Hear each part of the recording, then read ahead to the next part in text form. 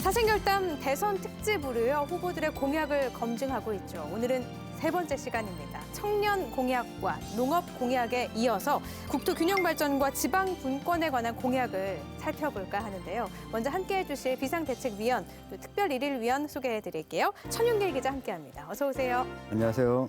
허승규 대표 나오셨습니다. 안녕하세요. 안녕하세요. 더불어민주당 김두관 국회의원 함께합니다. 어서 오세요. 네, 반갑습니다. 지방분권운동 대구 경북본부 이창용 상임대표 함께합니다. 네, 어서 오세요. 반갑습니다. 오늘 새로운 분이 두 분이나 오셨어요. 반갑습니다. 고맙습니다. 네, 저희가 참 경북을 대표하는 프로그램인데 사생결단 좀 보셨나요? 예. 팍팍 튀던데요. 네, 아주 뭐 젊은 분들이 표현이 아주 자유롭고 참 좋습니다. 표현이 자유로워서 혹시 좀 거슬린다거나 그런 전혀. 부분이 있었던 건 예. 아니죠? 의원님은 좀 보셨나요? 저는 사실은 지역구가 경남이고 또 국회에서 활동하다 보니까 안동 MBC 이 좋은 프로를 네. 오늘 처음 접했습니다. 사실 미안합니다. 네. 오시기 전에 한 번쯤 보실 수도 있었을 텐데 아쉽네요. 제가 뭐 워낙 지금 이재명 후보 국가균형발전위원회 위원장을 맡고 있다 보니까 17개 시도 지금 다 조직 결성한다고 좀 다녀서 사실은 제가 좋아하는 프로를 못 보고 있습니다. 워낙 바쁘시니까 이해합니다. 먼저 처음 출연해 주신 거니까요. 경북 북부 시청자분들 또 사생결단을 보고 계시는 분들께 인사 먼저 좀 해주시죠. 저는 뭐 오랫동안 지역에서 또 현장에서 활동을 했기 때문에 국가균형발전 없이 대한민국 미래가 없다라고 생각하는 사람입니다. 그리고 또 제가 개인적으로는 영주에서 대학을 다녔기 때문에 북부 지방에 대한 이해도가 매우 높기도 하고요. 또 안동, 영주를 비롯한 이 북부 지방의 미래 발전이 또 대한민국 균형 발전의 아주 중심이 되어야 한다 이런 생각을 개인적으로 갖고 있습니다. 그래서 우리 이재명 후보 또 고향이기도 하고 해서 특히 국가 균형 발전과 관련해서는 저희들이 정책도 후보에게 많이 제안하기도 하고 네. 또 후보가 많이 수용하기도 해서 우리 안동 시민과 경북 도민들께서 우리 후보에게 좀 기대를 하셔도 좋을 것 같습니다. 네, 오늘 이 방송을 하면 더 기대를 좀 하게 될 수 예. 있을까요? 예. 알겠습니다. 처음 오셨으니까요. 네. 시청자분들께 한번 인사 좀 부탁드릴게요. 먼저 새해 복 많이 받으셨으면 좋겠습니다. 그리고 이제 사실은 여러 가지 차원에서 지금 위기가 있고 이래서 이제는 도민들이 직접 이 문제를 극복하려고 하는 의지를 가지는 데서 이제 우리 경북의 발전과 미래를 좀 구상해 볼 수 있는 그런 이제 또 시기가 또 온 것 같기도 하고 네. 뭐 여러 가지 생각이 좀 복잡합니다. 네, 예, 모두의 반갑습니다. 관심이 좀 네. 모아져야 되지 않을까 하는 바람이 담겼는데요. 본격적으로 2022 대선 후보 국토균형발전과 지방분권 공약 검증 시작해 보도록 하겠습니다.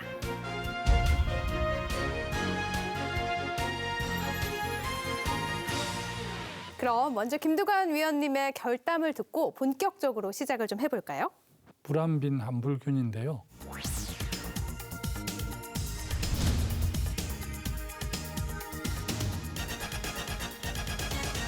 백성 가난한 것에 노하기보다는 불공정한 것에 화낸다 이런 뜻입니다.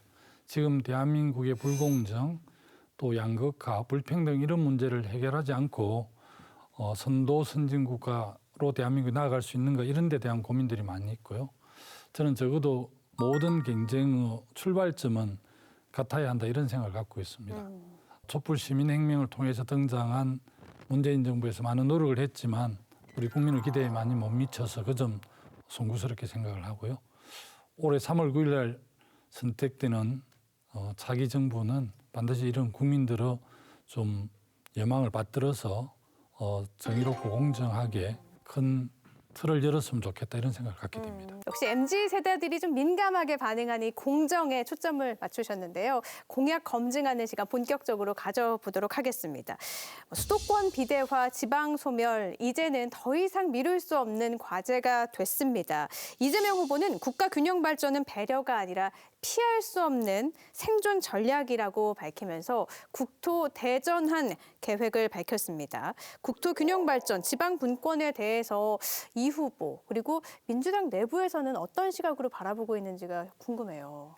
이재명 후보께서는 성남시장 또 경기도지사를 해서 지역적으로 보면 수도권에 행정을 했었는데요. 네. 그럼에도 불구하고 또 지방 문제에 대해서 굉장히 관심이 많고 또 현장 행정을 많이 해서 균형 발전이나 지방 분권에 대해서 굉장히 이해도가 높습니다. 지난 대선 경선 과정에서 제가 제안을 하고 주장을 했었는데 네. 5억 3특 체제, 예를 들면 대구 경북권, 부울경, 메가시티, 호남권, 또 충청권, 수도권 이렇게 5억으로 하고 서울이 하나가 아니라 5개라는 그런 의미고 네. 제주특별자치도 전북, 강원, 평화특별자치도 이렇게 3특으로 해서 대한민국 전체 구조를 재구조화해서 도시 경쟁력을 키우고 메가시티 중심으로 산업과 재정을 지원해서 지역 주민들의 삶의 질을 높이는 방향으로 그렇게 전략을 수립했고 후보께서는 적극적으로 강력한 추진력을 가지고 하겠다 이렇게 약속을 하셨습니다. 네, 일단 대한민국 구조를 바꾸겠다. 그리고 지방 분권에 대해서 참 많은 관심을 가지고 계신다라고 말씀을 하셨는데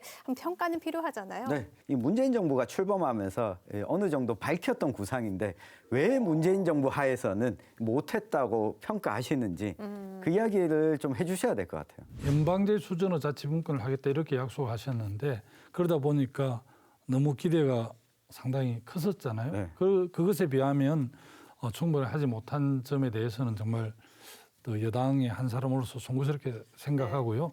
일단은 이제 문재인 정부가 출범하자마자 남북 문제 역점을 뒀고 또 중후반기부터는 이제 코로나라는 세계적인 팬데믹이 오고 그것을 극복하는 과정 이런 것들이 좀 많이 힘들었습니다. 그러나 또 자치분권 측면에서 보면 32년 만에 지방자치법 전부 개정안을 통해서 지방의회의원들의 보좌관제도 도입을 하고 또 지방의회 인사권도 돌아가는 이런 내용들도 이렇게 좀 진전이 있어서 나름대로 노력을 했다라고 좀 자평을 하고 싶고요. 이걸 잠깐 정리를 해보면 국가 균형 발전에 있어서는 뭔가 잘못된 점은 이해는 하지만 자치분권을 위해서는 어느 정도는 성과가 있었다라고 말씀을 하신 것 같아요. 이게 이제 재정분권도 상당히 노력을 많이 했는데 원래는 이제 국가재정과 지방재정을 한 6대4 정도로 이렇게 비전을 가지고 좀 추진했지만 7.5대 2.5 정도로 부가가치세의 21%를 지방 소비세로 해서 지방에 지원하기도 하고요. 균형발전 특별회계를 통해서